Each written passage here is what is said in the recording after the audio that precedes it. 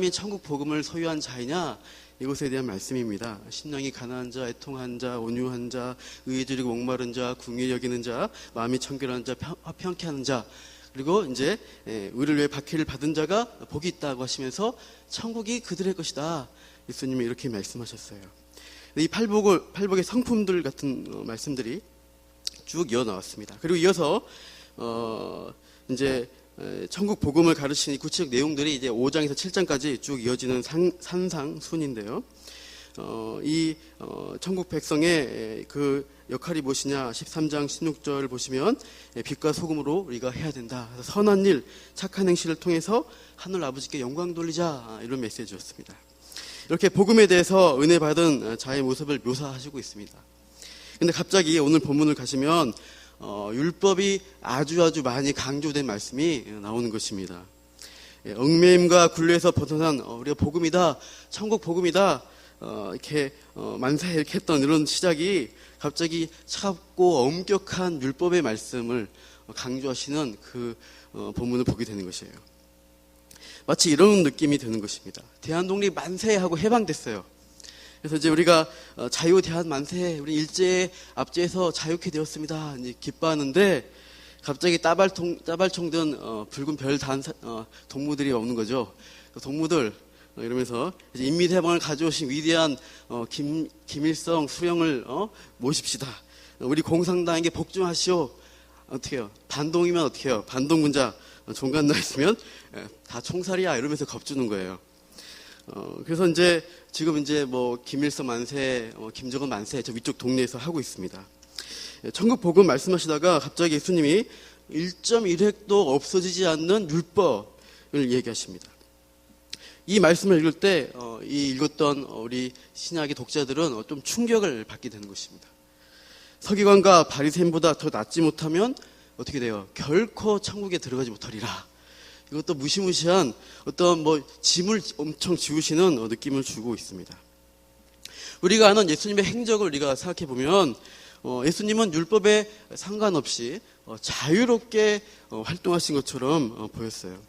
그래서 율법을 생명처럼 여기는 바리새인들하고 사사건건 대립했습니다. 예수님은 율법의 제약에서 벗어나 자유로운 것처럼 그들에게 보인 것이에요. 예수님은 율법을 반대한 자리에 서실 것 같은데 오늘 본문을 보시면 전혀 그렇지 않다는 것이에요. 오히려 아주 강력하게 최고조의 수준으로 율법을 지켜야 된다, 율법이 중요하다 선포하시고 있습니다. 내가 율법이나 선지자를 폐하러 온 줄로 아느냐? 아니다. 오히려 나는 율법을 완전하게 하려고 온 사람이다, 온 자이다 라고 말씀하십니다. 18절 보시면 문자적으로 율법의 1.1획이라 하죠. 율법의 한 글자도 아닌 점 하나 획 하나도 없어지지 않는다라고 하십니다. 1점이란 것은 히브리어로 하면 요드라는 글자입니다. 그냥 이렇게 영어의 I처럼 그냥 찍 한번 누르면 그어지는 글자예요. 그리고 1획이라는 것은 이제 작은 뿔이라는 뜻인데 그 문자 위에 세기 모양으로 그냥 탁 한번 이렇게 탁 치면은 되는 그런 작은 글자입니다. 그러니까 한글로 치면 히읗 글자 위에 이렇게 좀 하나 올라온 그런 느낌의 글자입니다. 그런 1.1획이 마침표 하나라도 율법에 하나도 1.1획도 없어질 수 없다. 도대체 이게 무슨 말씀일까요? 율법은 점 하나 없어지지 않고 천지가 멸망하고 종말이 올 때까지 다 이루어질 것이다. 이렇게 율법에 대해서 강력한 선포를 하십니다. 우리 신약교회에서 흔히 이렇게들 말합니다. 구약시대는 끝났다. 이제는 은혜의 시대이고 자유의 시대가 왔다. 우리는 율법에서 해방되었습니다. 이러면서 찬양도 나 자유 얻었네, 너 자유 얻었네, 우리 자유 얻었네, 이렇게 찬양도 했습니다. 근데 오늘 보면 뭐예요? 아닙니다! 이렇게 하는 거예요. 나 안 죽었어! 율법이 외치고 있습니다. 율법은 나는 지금 두 눈 시퍼렇게 뜨고 지금 살아있어! 라고 외치는 말씀이에요. 이 율법을 누가 주셨습니까? 이제 본문에 보시면 17절에 율법이나 선지자라고 말씀하시고 있습니다. 율법서를 흔히 모세오경이라고 합니다. 그래서 모세의 율법서, 모세가 쓴 5권을 가리킵니다.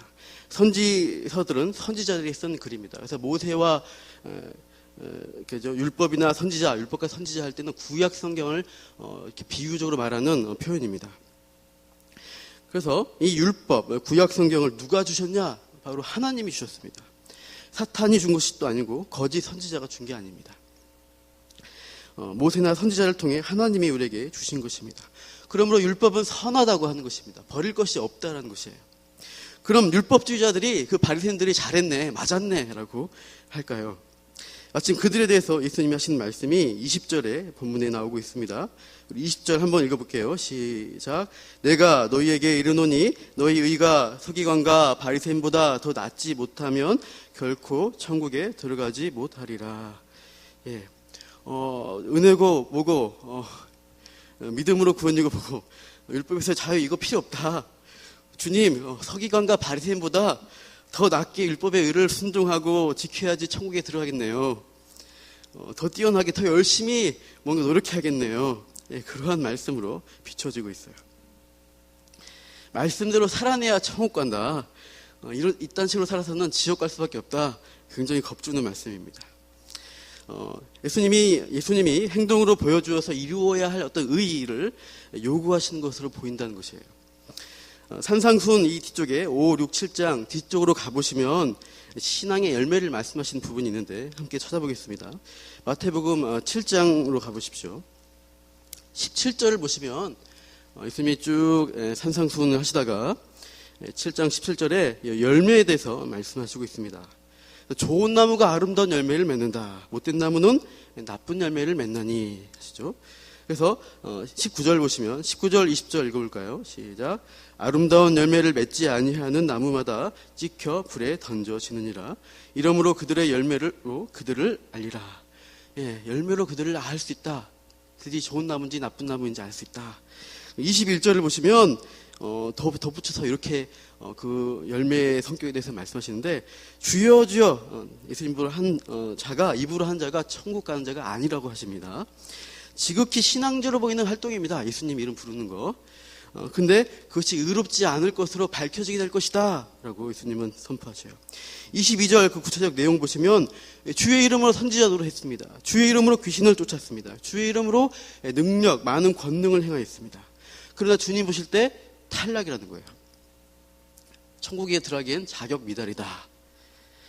7장 24절에 또 보시면 뭐라 하십니까? 반석 위에 집을 지은 지혜로운 사람 말씀하시는데 말씀을 듣고 행하는 자가 지혜로운 자라고 말씀하십니다. 공통점은 무엇입니까? 율법을 완전하게 하는 의의, 그리고 바리새인과 서기관보다 더 나은 의의를 지켜라. 하나님의 아버지의 뜻대로 행하는 자라야 천국에 들어간다. 하늘에 들어가리라. 그리고 주의 말씀을 듣고 행하는 자가 천국에 속한 자다. 이렇게 강조하시고 있어요. 하나님이 창세기 1장 말씀부터 계시하신 이 구약의 말씀이 이 율법의 요구가 모든 사람에게 요구되는 필수 과목이라고 말씀하시는 것이에요. 어떤 사람도 이 율법이라는 이 한 과목으로부터 벗어날 수가 없다. 절대 피해갈 수 없는 필수 코스가 율법이라는 것입니다. 주님, 저는 은사 과목에서 합격했습니다. 저는 방언도 하고요, 기도하면 병도 낫게 되고 투시하고 예언도 합니다. 필요 없다는 거예요. 저는 초능력, 저는 공중부양도 합니다. 필요 없어요. 저는 자기관리 정말 잘합니다. 신앙생활 열심히 하고 있어요. 철저한 금욕과 절제, 새벽기도 빠진 적이 없습니다. 필요 없다는 거예요. 예수님, 저는 원어로 성경 다 외웁니다. 지금 랍비들이 그렇거든요, 이스라엘에.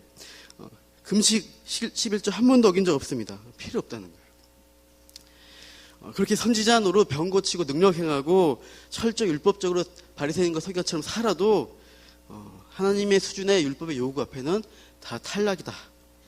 모든 율법을 철저히 다 지켜라. 하나님은 그 마음의 중심까지 율법을 철저히 지켜야 그것에 순종할 수 있어야 된다는 것을 요구하십니다. 그러면 누가 과연 그 율법의 테스트에 시험에 합격할까요? 이 철저한 율법 테스트 누가 합격할 수 있을까요? 유일하게 한 분 했습니다. 딱 한 분. 예수님. 딱 1등은 딱 한 명입니다. 구약의 약속과 구약의 율법이 요구하는 모든 것들을 다 순종하신 분이 유일하게 예수님 한 분입니다. 만약에 하나님이 각 사람에게 예수님은 예수님이고 니들은 니들이다. 니들이 시험 준비해가지고 율법 테스트를, 율법 과목을 통과하라. 그랬다 그러면은 1등 하신 예수님 말고는 모두 탈락, 불합격입니다. 그럼 우리는 1등만 알아주는 이 더러운 세상 이러면서 우리가 다 율법의 저주로 들어가는 것이에요. 그러나 하나님이 어떻게 하셨어요? 그 1등을 통해서 많은 사람을 구원하기로 작정하셨어요. 대표의 원리입니다. 구원받을 백성을 그 1등 받은 그 한 사람 안에 포함시켜 주시는 거예요. 옛날에 장수들이 싸움을 합니다. 전투를 할 때 자기 부하들 데리고 이제 같이 이제 군사들끼리 싸움을 시키죠. 옛날 전쟁에는 뭐 전술도 없으니까 막 어떻게 해요? 돌기역 그러면 가가지고 막 치고받고 막 아수라장으로 치고받고 싸우게 됩니다. 치열한 전투 끝에 남은 수가 많은 쪽이 이기는 거예요. 이제 적은 쪽은 도망가고 그러겠죠. 문제는 이겨도 아군의 피해가 만만치 않다는 거예요. 많이 죽잖아요. 그래서 일방적으로만 승리하는 게 어렵기 때문에 피해를 최소화하면서 승패를 가르는 게 뭐냐? 우리 장수들끼리 한번 싸워보자. 1대1로 한번 해보자. 뭐 게임용으로 일기토라 그래요. 1대1로 붙는 거예요. 한 사람 이기면 네가 다 이긴 걸로 해줄게. 이것이 대표의 원리와 비슷합니다. 첫 대결을 했던 장수 아담은 실패했어요. 졌어요. 말씀에 순종하냐 불순종하냐 이 테스트를 해야 되는데 인류의 대표인 아담이 졌습니다. 그래서 모든 인류가 하나님 나라에서 탈선하고 탈락을 하게 됐어요. 그 다음 타자가 이제 예수님이 오신 겁니다. 케이지 링 이제 권투의 그 링을 보시면 이제 홈커너 도전자 예수 이렇게 하는 거잖아요. 이렇게 예수님이 등장하신 거예요.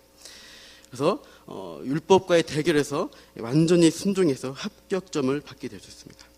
제가 여기서 청코너의 챔피언이 사탄이라고 하지 않은 것이 좀 궁금하실 것입니다. 사탄과 예수님이 싸우신 걸로 생각하기 쉬운데 예수님이 이기신 대상은 사탄이 아닙니다. 예수님은 사탄은 예수님과 대결할 수 있는 존재가 아니에요. 사탄은 이미 심판받기로 작정되어 있는 존재입니다. 만약 다만 하늘에서 쫓겨난 사탄이 심보가 고약한 것입니다. 자기 혼자 망하기 싫은 거예요. 나 혼자 망할 수 없다. 하나님이 기뻐가 좋아하는 저 인간을 꼬드겨가지고 같이 타락시켜서 심판받게 하자. 그래서 하나님 마음을 아프게 해야지. 최대한 그 무게에 반항하고 내가 이제 심판에 들어가야지. 이러는 것이에요. 이러면서 인간을 유혹하게 된 것입니다. 하나님이 인간에게 부족하게 하는 것처럼 뭔가 좋은 걸 숨기고 있는 것처럼 아담과 이브에게 다가가서 유혹을 했습니다. 그래서 선악을 알게 한 나무의 그 열매를 먹어보면 하나님처럼 될 것이야 라고 하나님의 말씀을 어기도록 유혹을 하게 되죠. 이 선악을 알게 한 나무의 열매를 먹지 말라 하는 것을 따라해보세요. 행위 언약이라고 부릅니다.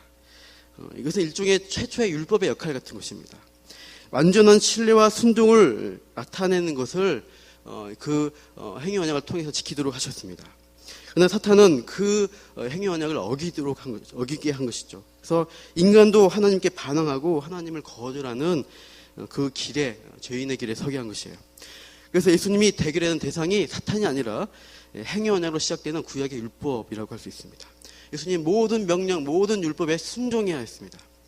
그 구약 율법과 말씀 가운데 뭐가 있냐면 메시아가 죄인을 대신해서 죽는다는 예언이 포함되어 있었습니다. 제일 유명한 말씀은 이사야서 53장인데요. 한번 PPT로 보겠습니다. 같이 읽을게요. 시작. 그가 찔림은 우리의 허물 때문이요 그가 상함은 우리의 죄악 때문이라. 그가 징계를 받음으로 우리가 평화를 누리고 그가 채찍에 맞음으로 우리는 나음을 입었도다. 우리는 다 양 같아서 그릇 행하여 각기 제 길로 갔거늘 여호와께서는 우리 모두의 죄악을 그에게 담당시키셨도다.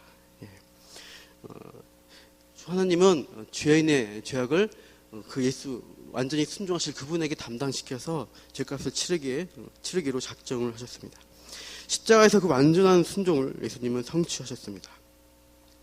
그래서 죄인이 의인으로 인정받는 길을 열어주셨습니다. 예수의 피로 의롭다 인정받는 길이 열렸습니다. 우리는 그래서 우리가 여전히 죄인의 상태잖아요. 하나님은 예수님 믿는 사람을 덮어놓고 깨끗하다 하얗다라고 보시면서 칭의라고 선포하시는 거예요. 그 사람은 감히 아무도 들어갈 수 없는 지성소에 커튼이 찢어지죠. 찢어진 그곳에 하나님의 보좌가 있는 곳으로 나아갈 수 있도록 허락하여 주셨습니다. 구약 전체로 보시면 율법이 굉장히 커 보이는데 아까 말했던 대로 간단히 줄이면 행위 언약인 것입니다. 다시 한번 우리 그 부분 읽어볼게요. 2장 16절 말씀인데, 창세기 시작. 여호와 하나님이 그 사람에게 명하여 이르시되 동산 각종 나무의 열매는 내가 임의로 먹되 선악을 알게 한 나무의 열매는 먹지 말라. 내가 먹는 날에는 반드시 죽으리라 하시니라. 예, 율법의 요구는 간단합니다. 순종하면 복받고 불순종하면 저주받는다. 입니다. 신명기 28장을 한번 보시면 여러분 이제 좋아하신 분이 많이 계실 거예요. 신명기가 복에 대해서 나오는 말씀이 시작되고 있어요. 그 말씀 보시면 전체가 1절에서 68절까지 있습니다. 그런데 복에 대한 말씀은 시작이 있죠. 1절에서 14절까지 등장을 하고 있어요. 그 모든 명령을 지켜 행하면 들어와도 복을 받고 나가도 복을 받고 떡반죽 강주리 복도 받고 이렇게 쭉 이어지게 됩니다. 그리고 이어서 15절부터 68절까지는 불순종에 대해서 나옵니다. 순종하지 않으면 들어와도 저주받고 나가도 저주받고 파멸해서 다 멸망할 것이다. 다 잡혀 죽게 될 것이다. 이렇게 말씀이 나와요. 1절에서 68절까지 내용 제가 양으로 보니까요. 5등분 할 수 있습니다. 5등분. 그러니까 복에 대한 말씀이 1이라면요. 저주에 대한 말씀은 4입니다. 4배 이상 되고 있습니다. 하나님 마치 우리 인간이 그 순종의 말씀을 지키지 못할 것을 아시는 것처럼 저주의 말씀을 길게 하셔서 강조하셨습니다. 율법은 이것을 요구합니다. 지키면 살 것이요 어기면 죽을 것이다. 아담 안에서 죄인인 우리들은 이미 율법을 어긴 존재입니다. 죽어야 하는 자리에 있어요. 율법의 요구사항입니다. 이 세상 모든 죄인에게 그 율법의 요구가 여전히 이 세상 끝날 때까지 마지막 심판날까지 일점 매력도 어김없이 죽으리라 요청이 되고 있어요. 모든 사람에게 허용되고 있는 부여되는 말씀입니다. 하나님 말씀대로 살았어 못 살았어 못 살았어 한 번도 제대로 못 살면 사형 하나님께 선포하시는 거예요. 어쩌다 한 번 실수한 거 가지고 왜 그럽니까? 그래도 하나님은 사형이라고 하셔요. 우리 예레미야 17장 9절입니다. 그 한 번이 아니죠. 사실은 그것을 통해 뭘 알 수 있게 되냐? 이것을 알게 된 거죠. 같이요. 만물보다 거짓되고 심히 부패한 것은 마음이라 누가 능히 이를 알려마는. 사람은 우리 마음속을 못 들여다보죠. 근데 우리가 잘 정직하게 들여다보면 우리도 만물보다 심히 부패한 것이 우리 마음인 것을 알게 됩니다. 무엇보다 하나님이 감찰하시고 우리를 보실 때 부패했다는 것을 인정하시고 평가하시고 있습니다. 예수 믿는 죄인에게는 이 문제가 해결되어 있습니다. 율법의 요구사항이 해결된 것입니다. 예수 믿었기 때문에 그 죽음에 죽는다. 이것이 이미 끝이 났다는 것이에요. 범죄한 행위에 대한 형벌이 이미 집행되었음 하고 이 도장이 탁 찍혔습니다. 지난 오후에 우리가 들은 오후에 그 교리의 말씀이 있었죠. 그때 죄책이라는 말씀이 있습니다. 죄에 대한 책임을 묻는 것을 말합니다. 우리가 짓지 않은 죄까지도 우리 안에 있는 이 마음속에 있는 부패한 것에 대한 보응, 결과, 처벌을 우리가 받아야 한다는 것이에요. 그런데 예수 믿는 사람은 결제가 끝났음이라고 도장 찍은 것입니다. 그래서 믿는 자에게 하나님은 무시무시한 율법의 심판자가 되지 않는 것입니다. 율법의 저주를 우리에게 내리지 않으시기로 약속을 주시는 것이에요. 그래서 우리가 담대하게 하나님 앞에 나갈 수 있어요. 그러나 믿지 않는 사람에게는 율법의 요구가 계속되고 있습니다. 행위 언약, 율법의 요구는 살아 있습니다. 네가 완전히 지키던가 아니면 죽던가 하라. 계속해서 요구하고 있어요. 아무리 믿지 않는 사람들이 죽는다고 그게 뭐 죽으면 다 됐지 뭐 끝이지 뭐 없어지겠지. 절대로 그렇지 않다는 사실이에요. 성경에 지옥에 대해서 묘사하는 내용들이 참 많이 나오고 있습니다. 요즘 시대에 지옥 얘기하면 싫어하니까 잘 안 한다고 하지만 성경이 강조하기 때문에 참 우리는 많이 지옥과 종말을 강조될 시기라는 생각이 듭니다. 지옥을 가장 많이 묘사한 단어가 뭡니까? 한 글자. 어제 전도 세미나에서 말씀하시던데 불이라는 이미지가 많이 나옵니다. 불은 소멸하는 이미지가 강해요. 불로 태워가지고 없어지고 재가 되고 그런 느낌이죠. 그러나 지옥의 불을 묘사할 때는 소멸의 이미지가 없습니다. 없어진다는 표현이 없어요. 꺼지지 않고 영원히 계속된다. 이런 불로 표현되어 있습니다. 부자와 나사로의 말씀 보시면 부자는 이렇게 묘사되고 있어요.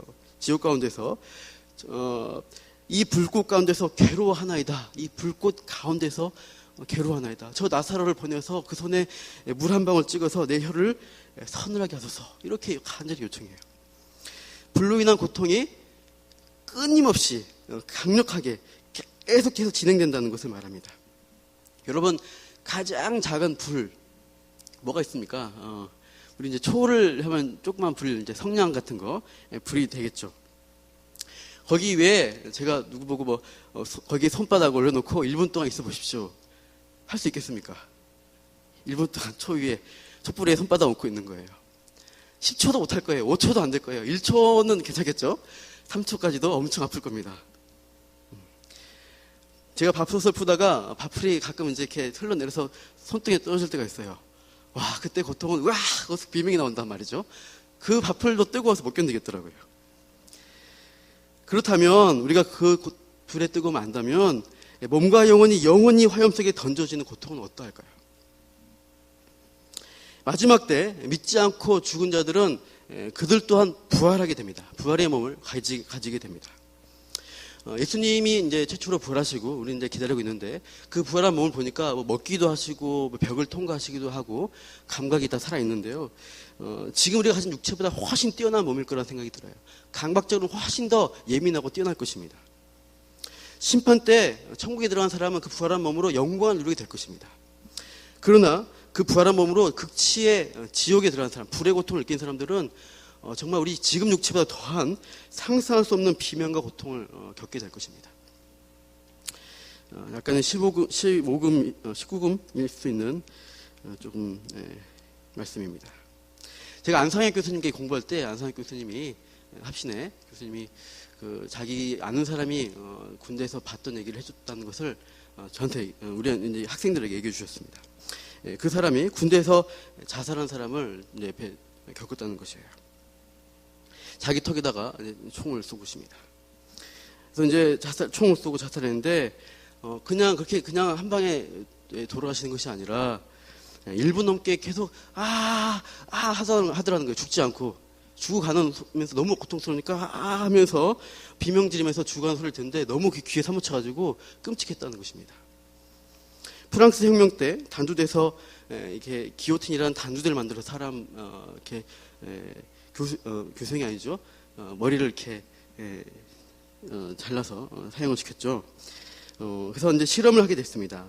그 당시 이제 사람이 이제 이렇게 단두대에 목이 잘렸을 때 얼마나 살아있을 수 있느냐, 감각이 있느냐, 이제 어떤 사람이 실험하면서 사형수에게 네가 이제 이 실험에 동참하면 내 가족이 많은 보상금을 줄 테니까 우리 실험에 동참해 달라. 그래서 네가 처형되고 나서 우리 말이 들리면 눈을 깜빡깜빡 하라고 얘기를 해줬어요. 그래서 여러 사람이 이제 테스트를 해보는 것이죠. 평균 1분, 30초에서 1분 정도 눈을 깜빡깜빡 했다고 합니다. 그러니까 바로 그냥 숨 끊어지고 그냥 아무 고통 없는 것이 아니라는 거예요. 주관 가운데 엄청난 고통을 겪으면서 무시무시하게 죽음의 고통을 겪는데 지옥은 그 죽음의 고통을 영원히 계속해서 겪는 사실입니다. 그것이 지옥일진데 우리가 지옥이라는 것을 생각한다면 가만히 있을 수가 없습니다. 하나님의 엄중한 율법의 요구가 죄인 앞으로 계속해서 그 진노가 쌓이게 됩니다. 여러분 택시를 탈 때 단돈 뭐 5,000원, 3,000원 가지고 택시를 탔다 합시다. 요즘 기본 요금 3,000원인가요? 잘 모르겠는데 하여간 3,000원대죠. 그래서 조금만 가지고 택시 탔을 때 미터기가 막 올라가는 거예요. 막 내 돈 가진 거 얼마 없는데 중간 내려야 될까 말까 고민하면서 미터기 막 올라갈 때 막 또 신호 걸려서 서 있고 이러면 불안불안하고 막 가슴 두근두근 거리지 않습니까?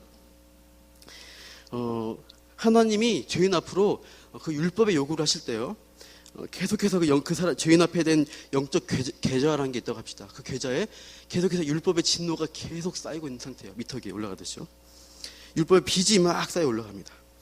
성경에서는 죄인들을 향한 하나님의 진노가 쌓이고 있다라고 표현합니다. 이 율법의 빚을 갚아야 하는 시점이 오게 되는 것이죠. 천지가 없어질 때까지 그 율법은 계속 살아있으면서 우리에게 그 진노를 쌓고 있는 것입니다. 그 이제 마지막 때 천지가 없어진 것을 종말이라고 합니다. 종말은 두 가지라고 또 어제 전종 세미나 통해서 또 들어서 생각이 났습니다. 우주적 종말이 있고 개인적 종말이 있다고 합니다. 초대교회에도 계속해서 주님이 속혈이라 종말을 말씀하셨어요. 재림의 심판이 있을 때가 우주적 종말입니다.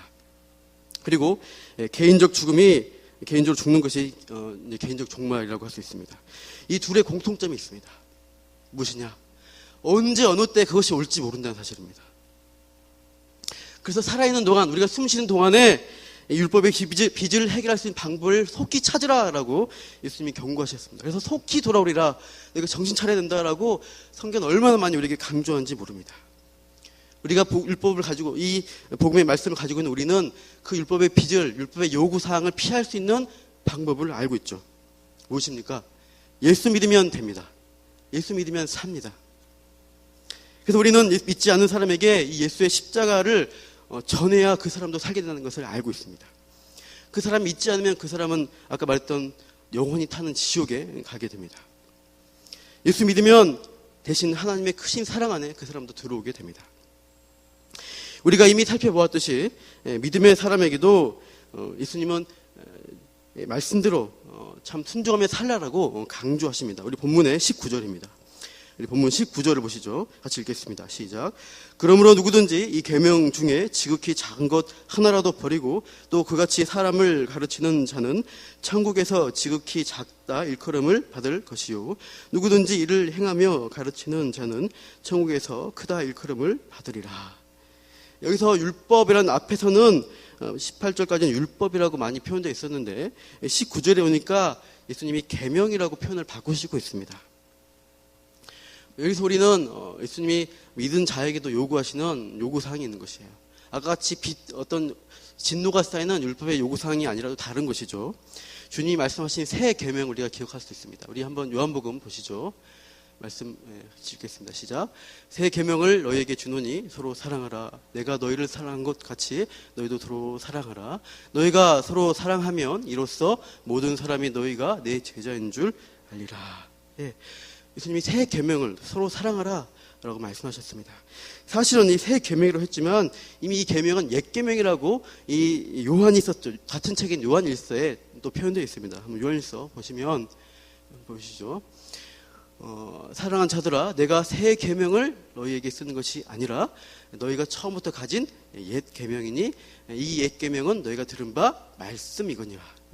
이미 너희가 들었던, 알고 있는, 잘 알고 있는 말씀이라고 표현하고 있습니다.